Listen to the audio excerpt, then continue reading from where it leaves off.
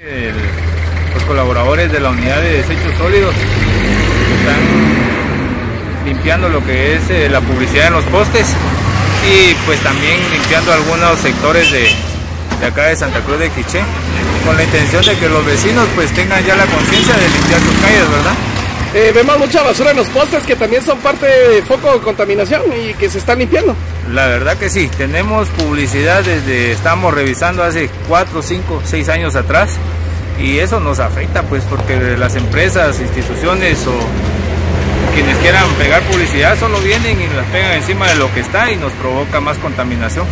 En esta ocasión hacer un llamado a las empresas a que busquen mejores alternativas con conciencia ambiental en publicidad. Bueno, si lo pueden hacer sería excelente, puesto que eso nos quitaría un gran problema que es la contaminación en postes, ¿verdad?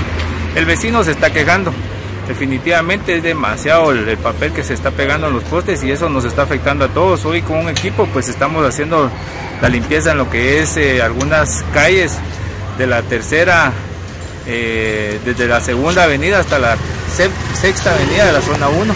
Tomando en cuenta lo que es la tercera, cuarta y quinta calle también. En esta ocasión pues informarle a los vecinos que también mantengan limpias el frente de sus casas. De ser posible se los recomendamos debido a que ahora si ellos controlan a alguien que nos lance o esté tirando basura a las calles, pues pueden poner su queja a la municipalidad y de inmediato pues estaríamos sancionándolos. Las multas pues empiezan desde 50 quetzales hasta 10,000 quetzales.